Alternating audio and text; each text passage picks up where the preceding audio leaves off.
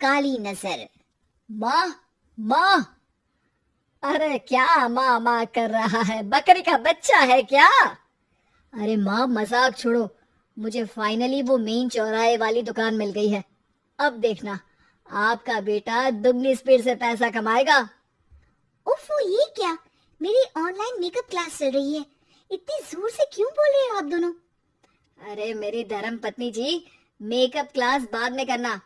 वो चौराहे वाली दुकान मिल गई है हमको। अरे वाह! रुको, मैं अपनी माँ को फोन लगाकर बता देती हूँ।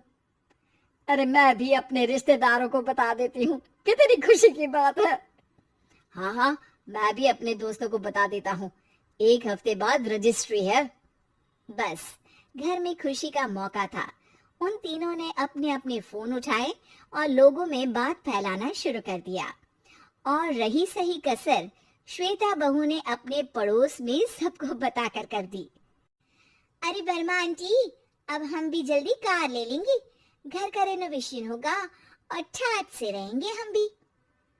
अरे ऐसा क्या हुआ? लॉटरी बाटरी लग गई है क्या? अरे इस बार चौराहे वाली मॉल में हमको भी दुकान मिल गई है। दुकान नंबर 21, जो एकदम चौराहे पर है। अब ग्राहक बढ़ेंगे तो आमदनी भी बढ़ेगी ही ना। अरे वाह, कितनी खुशी की बात है। मैं बहुत खुश हूँ तुम्हें इतना खुश देख के। बाकी एक बात कहूँ, सबको मत बताते फिरना। किसी की नजर लग जाएगी तो खुशी की खबर वापस लौट जाएगी। हैं? ऐसे थोड़ी ना होता है। अब डरा रही हो। अरे सही कह रही हूँ, काली नजर कहते हैं इस चीज को। जब आप किसी को कुछ बताओ और वो काम बिगड़ जाए। अरे लेकिन मैं तो। तुमने सबको बता दिया ना? हाँ, फोन लगा लगा के। अब बच के रहना, काली नजर बड़ी खतरनाक होती है। श्वेता इतनी खुश रहती है कि वो वर्मा आंटी की बात पर ध्यान ही नहीं देती, जबकि पड़ोस में और भी लोगों से खुशी की खबर शेयर करती रहती है। अगले दिन राजेश बहुत दुखी होकर घर आता है। अरे बेटा, क्या हुआ? मुंह क्यों सूजा हुआ है? मधुमक्खी ने काट लिया क्या? माँ, वो दुकान किसी और के पास चली गई। किसी ने ज्यादा भाव लगा दिया। अरे पर बात तो आपसे हुई थी ना उस दुकान वाले की। हाँ, आज मैं टोकन अमाउंट देने गया था, तब मुझे पता चला। कोई आकर सुबह मुझसे पहले ही ज्यादा अमाउंट दे गया। काली नजर। क्या? क्या कहा? वर्मा आंटी ने समझाया था कि किसी को बताना मत, वरना काली नजर लग जाएगी। अच्छा, तुम्हें उनकी बात मान लेनी चाहिए थी। उनकी बात मान लेती, लेकिन उसके पहले ही सबको बता चुके थे ना हम तीनों। अरे अगली बार से ध्यान रखेंगे। कोई भी नई चीज होगी तो किसी को नहीं बताएंगे। तीनों कुछ दिन ऐसे ही रहते हैं, पर एक दिन श्वेता को एक मेल आता है। राजेश, मेरा ऑनलाइन मेकअप कोर्स कंप्लीट हो गया। अब मैं खुद का पार्लर खोल सकती हूँ। अरे वाह, अपने मोहल्ले में ही खोलते हैं। ये जो घर के सामने दुकान है ना, वहीं। हाँ, यहाँ सस्ती भी मिल जाएगी। अगले दिन श्वेता वर्मा आंटी के पास जाती है, मिठाई का डब्बा लेकर। अरे आओ आओ, कैसे आना हुआ? जोर से नहीं बोलूंगी। वो सामने वाली दुकान है ना, वहां मैं अपनी पार्लर की दुकान खोलने वाली हूँ। उसकी मिठाई है।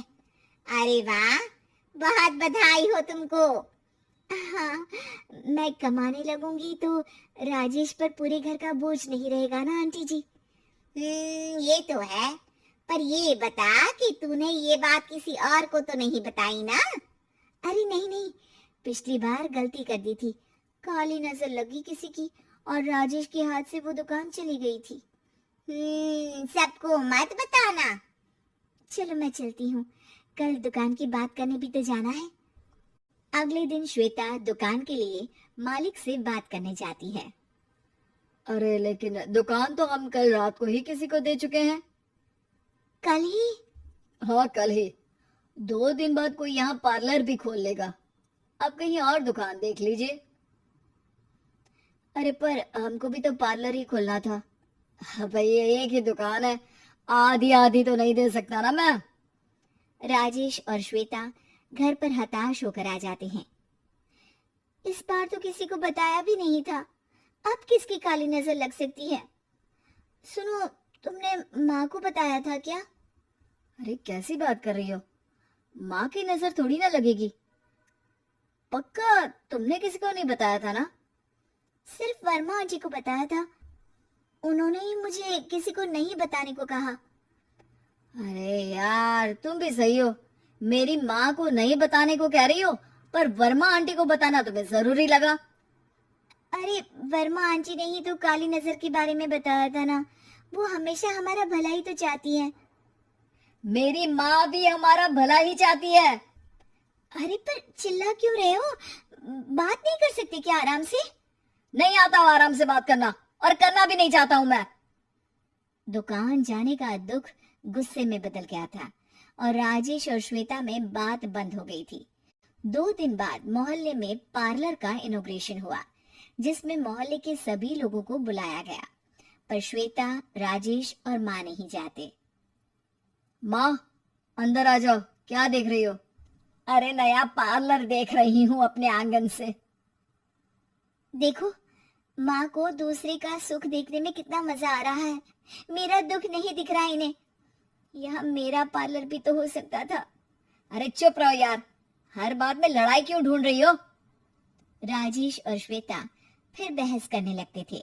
तभी माँ ने दोनों को बाहर बुलाया।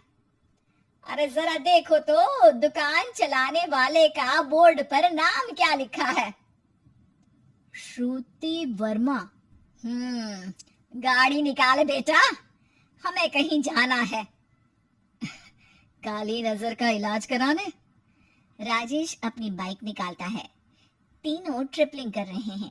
माँ राजेश को उस मॉल वाली दुकान पर लेकर जाती है जहाँ राजेश अपनी दुकान खोलने वाला था।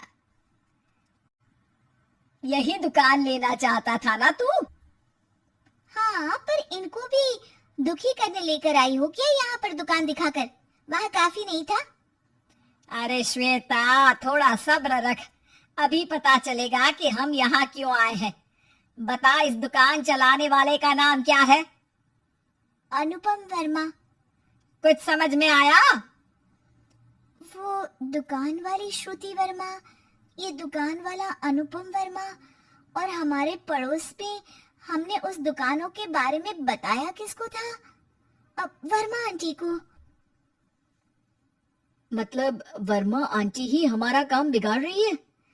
नहीं नहीं, ऐसा नहीं हो सकता, ये बस इत्तेफाक है।